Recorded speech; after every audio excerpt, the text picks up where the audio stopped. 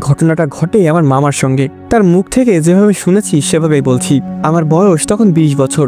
বড় বোন অন্তঃসত্ত্বা থাকায় আমাদের বাড়িতে ছিল। হঠাৎ একদিন রাতে আমার বোনের ব্যথা শুরু হয়। আমার মা ঠিক করলেন যে ভোরের আলো ফুটলে আমার খালাকে আনতে যাব পাশের গ্রাম থেকে।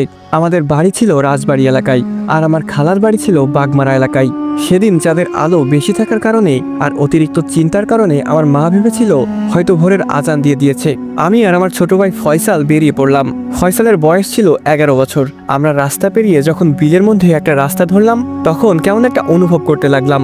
চারপাশে ঠান্ডা বাতাস বইতে লাগলো, আর কেমন একটা আষ্টে গন্ধ পেতে লাগলাম। বলে রাখা ভালো, আমি ছিলাম বরাবরই সাহসী আর মাদ্রাসার ছাত্র। হঠাৎ দেখতে পেলাম কিছুটা দূরে রাস্তার মাঝখানে কতগুলো বাচ্চা মারামারি করছে। তাদের গায়ের রং ছিল অস্বাভাবিক কালো। বয়স 4 থেকে 5 বছর হবে, এবং তাদের গা থেকেই আসছিল সে আষ্টে গন্ধ। ভয়ে আমার পা যেন জমে গেছে। তবু সেসব পাত্তা না দিয়ে ভাইয়ের হাতটা শক্ত করে ধরে অন্য রাস্তা ধরে এগোতে লাগলাম। রাস্তার এক পাশে ছিল ধান ক্ষেত, আর অন্য পাশে ছিল বাঁশ বাগান, আর তার একটু সামনেই ছিল বড় খাল।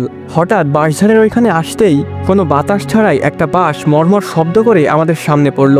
ভয়ে আমার পা যেন চলছিল না, কিন্তু আমার ভয়টা ফয়সালকে বুঝতে দিচ্ছিলাম না। আমি বিপদ বুঝতে পেরে বাঁশটার উপর দিয়ে না গিয়ে পাশ কাটিয়ে চলে গেলাম। আমরা যাওয়ার সঙ্গে সঙ্গে পেছন থেকে আবার মর্মর শব্দ করে বাঁশটা উঠে গেল। আমি মনে মনে দোয়া পড়ছিলাম। তখন ফয়সাল বলল, ভাই, কেউ আমার হাত টেনে ধরেছে। আমি তাকিয়ে দেখলাম সেই কালো বাচ্চাগুলা। বলে রাখা ভালো, ওদের কারো শরীরে পোশাক ছিল না। আমি কোনো মতে ওর হাত টেনে যেতে লাগলাম, কিন্তু ওরা ছিল 5 জন। আমি ওদের সঙ্গে পেরে উঠছিলাম না। আমি আমার ভাইকে কাঁধে তুলে নিলাম, বললাম আমাকে শক্ত করে ধরে রাখ। ওরা ফয়সালকে আমার কাঁধ থেকে টেনে নামিয়ে ফেললো। ওদের আমি ধরতে পারছিলাম না, কারণ ওদের শরীর ছিল তেলের মতো পিচ্ছিল। বুঝতে পারলাম ওরা আমাদের খালে নিয়ে যাওয়ার চেষ্টা করছে। ওরা আমাদের না নিতে পেরে থাপ্পড় কিল নখের আঁচড় দিতে লাগলো। আমিও নিজের সাধ্যমতো চেষ্টা করছিলাম বাঁচতে। একটা সময় ওরা আমাদের খালের কাদার মধ্যে নিয়ে গেল। আমি কোনো মতেই ফয়সালের হাত ছাড়লাম না, কারণ আমি দোয়া পড়ছিলাম বলে ওরা আমার তেমন কিছু করতে পারছিল না। অনেকক্ষণ ওদের সঙ্গে ধস্তাধস্তি করে আমি প্রায় ক্লান্ত হয়ে গেলাম। তখন ফয়সালকে ওরা আমার থেকে ছিনিয়ে গভীর কাদার মধ্যে নিয়ে যেতে লাগলো। আমি আর কোনো মতেই ওদের সঙ্গে পারছিলাম না। একটা সময় মনে হলো হয়তো আজ আমাদের শেষ দিন। আল্লাহর রহমতে আর আমাদের কপাল ভালো থাকায় তখনই ভোরের আজানের শব্দ কানে এলো, আর ওরা হঠাৎই বাতাসের সঙ্গে মিলিয়ে গেল।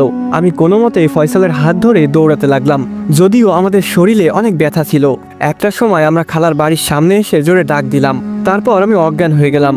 আমাদের পুরো শরীর ছিল কাদা দিয়ে ভরা, আর শরীরের পোশাক দেখে মনে হচ্ছিল কেউ কাঁচি দিয়ে কেটেছে। আমার খালা সব শোনার পর আমাদেরকে গোসল করিয়ে একজন হুজুর এনে ঝাড়ফুঁক করালেন। আল্লাহর রহমতে এর পর থেকে আর কোনো সমস্যা হয়নি।